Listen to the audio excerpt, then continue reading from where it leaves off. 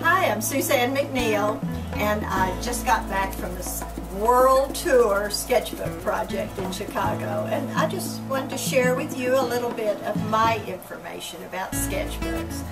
I've kept sketchbooks for years. I have them that are fat, and then I have them that are thin, that are big and little. I have another YouTube on my Sketchbook of Mexico. So let me just show you a few of the things I do. This is a little button. I got it at a retreat from Sandy. So of course I wanted to keep that. I didn't want to throw that away. You know, I like to keep my name tags, little coupons. Sometimes I make sketches of new Zentangle ideas for new tangles. And, well, I just had to keep this. I'm going to read this to you. It's so cute. This was a pretzels package on an airline. Eating instructions. Think about our wonderful low fares at AirTran as you open this package. Place a pretzel in your mouth. With each crunch, be reminded of our low fares.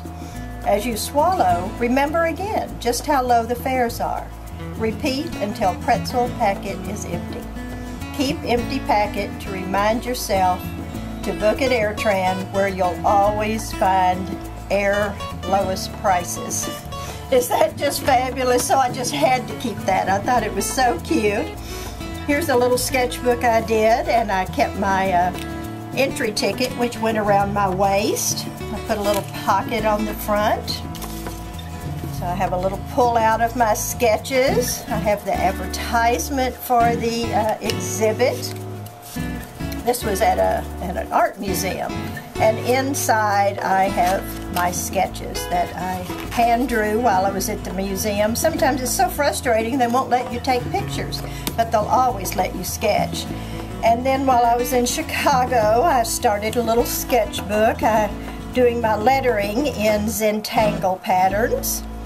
And I went to a class on Pitt Markers. There was a giant horsefly flying around, which was driving Debbie Olson, our instructor, absolutely nuts. So of course I had to record that.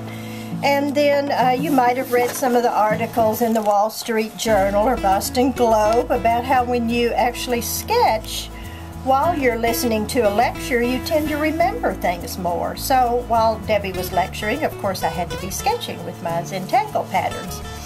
So let me just go over here and tell you about the Sketchbook Project. While I was in Chicago, I was lucky enough that the World Tour of Sketchbooks came to Chicago to an art center, and I was able to go. So all day long I could check out 2 books at a time and actually look at people's sketchbooks. It's just a wonderful program, and so I had to sign up right away, and I signed my husband up too, so we're ready to start our sketchbooks. So let me just tell you a few things I like to do in my sketchbooks. If you haven't kept one before, this might give you an idea, or even if you've kept them, this might give you an idea. So, you know, it's really handy to have a little bag and just carry your markers around, or they'll fit in your pocket while you're there. Here's some sketches I did at the museum, and I thought I would just tell you a couple tips. Well, you might have noticed here that the first thing I do is I skip a couple pages in my sketchbook when I start. And that enables me to go back and do the introductory page after I've seen the exhibit or event. So here's a kilt from Native American tribe, a dance kilt that a man dancer would wear. So I'm not always concerned about total accuracy. I'm more concerned about the process or the idea. So I sketched around the quilt. Then I just absolutely loved this serpent pattern that was on the quilt. Kate Saul. And so I sketched my serpent here. As I said, I'm not so concerned with total accuracy as I am the effect of the drawing.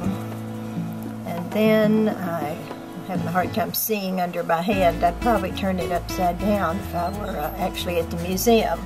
So now I have the outline of my serpent. And it just so happened that at the bottom of the kilt there were 3 lines and they were different colors like red, yellow, and blue for a rainbow.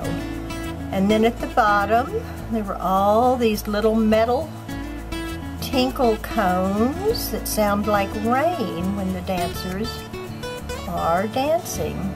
So while I was at a museum, that's probably as far as I would go with that sketch. Well, I might add these lines here just to remind myself to fill those in later, because I really like them. I might actually finish one of them so I'd know what to do. So that's as far as I'd go on that while I was actually at the museum. Then when I go home, I know that I can just add all those little cones, finish these eras, put a second outline around him, and then he'll be finished, color him in.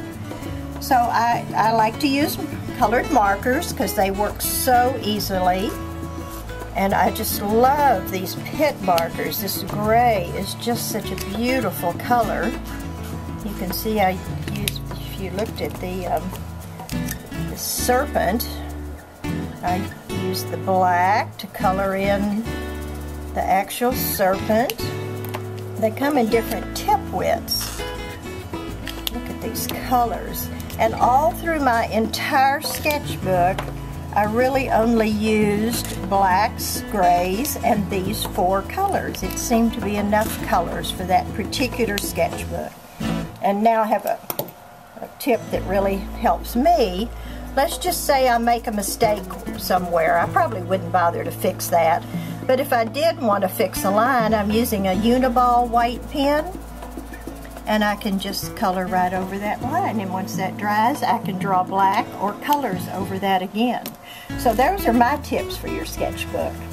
So now let me show you what I did with this is my husband's sketchbook, so I have him started already.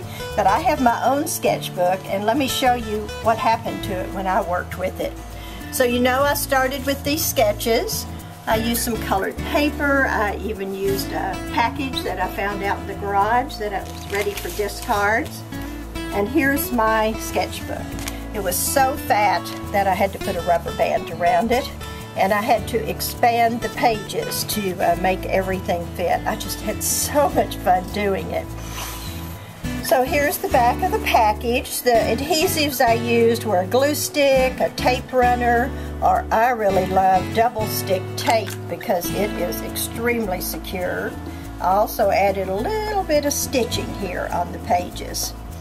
So here's my introduction, and they had all these Native American icons at the exhibit, so I was able to put those on longer paper, do a fold out. Here's one of my sketches. I just love these Indians. This is a horse that's all dressed up with a beaded head cover. Just some other Indian symbols and designs that were in the exhibit.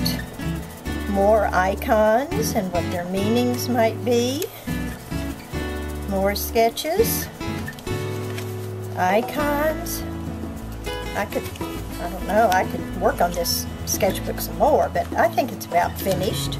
And then I did a map of the U.S. because there were basically Northwest Native American tribes, Pueblo, plains, and woodlands represented in the exhibit. So I think that gives you an idea, some prompts of what you might do with your sketchbook.